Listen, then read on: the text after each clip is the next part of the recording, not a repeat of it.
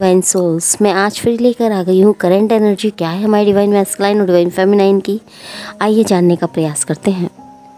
तो दोस्तों, अगर मैं मैस्कुलाइन की बात करूँ तो वो अपनी फैमिली या थर्ड पार्टी के लिए अपनी फेमिनाइन से मूव ऑन उन्होंने बहुत सी सोल्स ने किया है, क्योंकि वो रिस्पॉन्सिबिलिटी नहीं लेना चाहते अपनी फेमिनाइन की, भागते हैं उनसे। अपनी लाइफ को स्टेबल करने के लिए फेमिनाइन को लेट गो उन्होंने किया है, बाउंड्रीज क्रिएट की, नो कॉन्टैक्ट में उन्हें रखा। कुछ मैस्कुलाइन को यह भी लगता है कि यह कनेक्शन स्टेबल नहीं हो सकता, इस पर एफर्ट लगाने से कोई फ़ायदा नहीं, क्योंकि चीज़ें इतनी ज़्यादा ख़राब हैं जिस कारण पॉसिबिलिटी इस रिश्ते में नहीं है और एफर्ट लगाने से भी कुछ नहीं होगा। सो उन्होंने थर्ड पार्टी की ओर जाना ही बेटर समझा।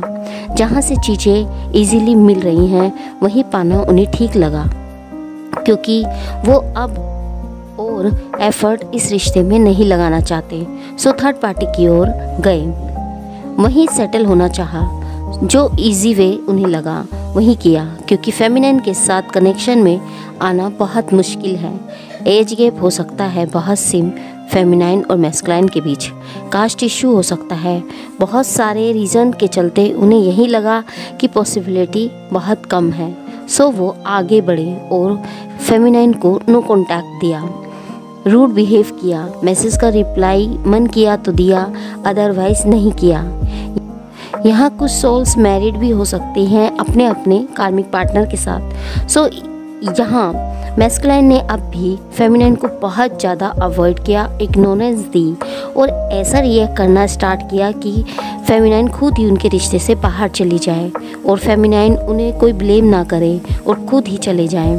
बट खुद आगे बढ़े, बट फेमिनाइन वहीं स्टक हो गई और आगे की तरफ नहीं बढ़ पाई, ना ही पीछे जा पाई। अभी हमारे मैस्कुलाइन को फील होता है कि उनकी खुशी बस फेमिनाइन में ही थी, क्योंकि वह चले तो गए बट वहाँ उन्हें कुछ मिला नहीं, वहाँ उल्टा वह प्रॉब्लम्स से घिर गए, उदासी उनमें छा गई। खुशी खुशी चले तो गए थे बट ज़्यादा दिन रह नहीं पाए, अपनी फेमिनाइन की यादें उन्हें सताने लगी।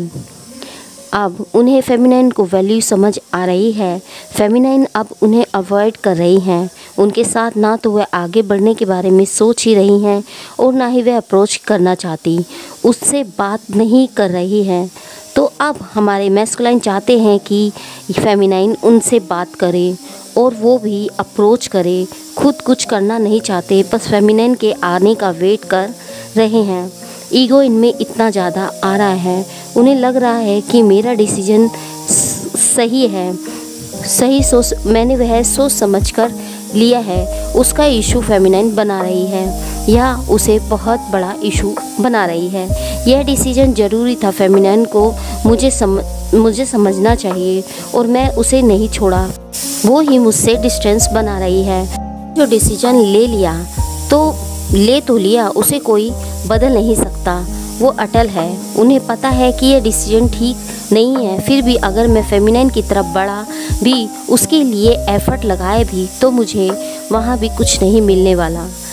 ईगोस्टिक हो रहे हैं और अपनी गलती ना मान रहे हैं और ना ही झुकना ही चाह रहे हैं, वो फेमिनाइन को ही झुकाना चाह रहे हैं। दोस्तों, यहाँ मैस्कुलाइन को समझ आ रहा है कि यह एक पास्ट लाइफ कनेक्शन है, डिवाइन कनेक्शन है, जिसे डिनाई नहीं किया जा सकता, क्योंकि वो चाहकर भी फेमिनाइन को भुला नहीं पा रहे हैं।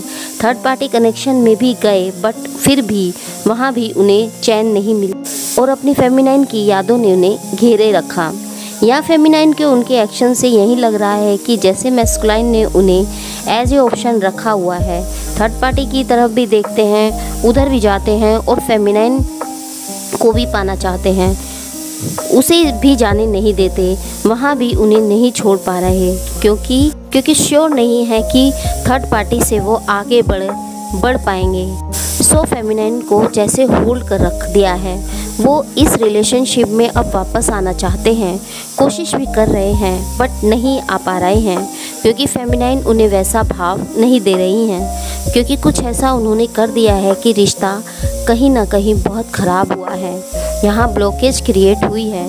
बट अब वो रिटर्न आना चाहते हैं, खुद तो थर्ड पार्टी की तरफ गए, प्रॉब्लम्स क्रिएट की और वहीं फेमिनाइन को भी कहीं जाने नहीं देना चाहते हैं।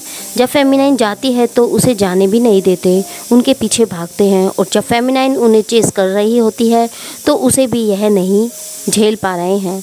उन्हें ऐसा लगता है कि उनके बिना फेमिनाइन अच्छे से रह रही है। वह जिद्दी है और हाई एनर्जी में है, तो उन्हें प्रॉब्लम हो रही है और बहुत ज़्यादा अट्रैक्शन उनमें हो रहा है और अपनी फेमिनाइन को मैनिफेस्ट कर रहे हैं। बहुत ज़्यादा मिसअंडरस्टैंडिंग क्रिएट इस रिश्ते में हुई है। अब उसे चाहते हैं कि ठीक हो जाए।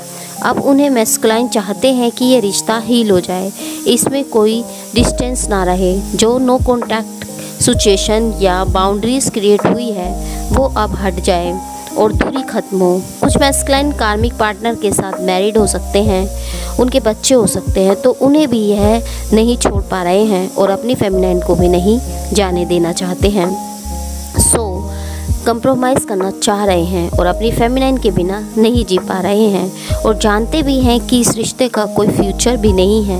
वो भी यही करना चाहते हैं कि फेमिनाइन उन्हें समझे और उनका साथ दे ताकि वो चीज़ें ठीक कर सकें। और यही चाहते हैं कि जो कुछ भी उन्होंने कर दिया है उसे फेमिनाइन छोड़ दे और भूल जाए और ख़ुद को हील करे। इन्हें कहीं ना कहीं अच्छा लगता है जब फेमिनाइन इन्हें चेस करती है और जब वो उनके पीछे भागती है, उनकी तारीफ़ करती है। तो अब वह चेस नहीं कर रही है तो यह इरिटेट हो रहे हैं और अब नहीं भागती है तो परेशान हो रहे हैं। वो अब जब चीज़ों जो पास्ट में हो गई हैं उन्हें भुलाकर फेमिनाइन मेरी तरफ आ जाए, यही चाहते हैं। तो दोस्तों यहाँ एक बात समझने वाली है कि कनेक्शन डिवाइन कनेक्शन है। गॉड ने ही दोनों को मिलाया है और फेमिनाइन ही मैस्कुलाइन की डेस्टिनी या किस्मत में है, बट उन्होंने उसे रिजेक्ट कर थर्ड पार्टी या कार्मिक की तरफ बढ़े हैं। यानी डिवाइन के इस रिश्ते को उन्होंने ठुकराया है, रिजेक्ट किया है, किसी और की तरफ गए हैं। उनकी किस्मत में गॉड ने फेमिनाइन को दिया है, बट वो है कि ऑपोजिट ही चल रहे हैं। या तो थर्ड पार्टी या फैमिली की मान रहे हैं या उनकी रिस्पॉन्सिबिलिटी निभाना चाह रहे हैं और फेमिनाइन की जिम्मेदारी लेना नहीं चाहते हैं। इस प्यार के लिए कोई एफर्ट उन्होंने नहीं लगाना चाहा। अपनी फेमिनाइन और कार्मिक पार्टनर की ही सोच रहे हैं और सेल्फिश बिहेव कर रहे हैं और इसी कारण अपनी लाइफ में यह प्रॉब्लम से जूझ रहे हैं, परेशान हैं, दुखी हैं, उदास हैं। हर पल एक पल का भी सुकून उन्हें नहीं मिल रहा है और वो सुकून उन्हें सिर्फ और सिर्फ अपनी फेमिनाइन से ही मिल सकता है, जिनसे कनेक्ट होने पर ही उन्हें वो खुशियाँ वो सुकून मिलेगा, वह यह जानते हैं। यह जानते भी हैं और अगर थर्ड पार्टी यहाँ कार्मिक की तरफ वह बढ़े हैं तो वहाँ उनकी लाइफ बहुत ज़्यादा टॉक्सिक चल रही है। लड़ाई झगड़ा या थर्ड पार्टी उन्हें कंट्रोल कर रही है। वो अपने तरीके से नहीं चल पा रहे हैं। उनकी फेमिनाइन के अगेंस्ट नेगेटिविटी भरी जा रही है, जिस कारण वो अपने हिसाब से या अपने मन का कुछ भी नहीं कर पा रहे हैं। वहीं हमारी फेमिनाइन की लाइफ में काफ़ी अबंडेंस आ रही है, खुशियाँ आ रही हैं, पैसा आ रहा है, एक हैप्पीनेस में वह बहुत सी फेमिनाइन इस टाइम बनी हुई हैं। वहीं मैस्कुलाइन यहाँ अपने अकॉर्डिंग अपने डिसीजन पर चलने वाले पर्सन हैं। अपनी फेमिनाइन के बिना रह नहीं पा रहे हैं। दिन तो किसी तरह निकाल लेते हैं बट रातें नहीं।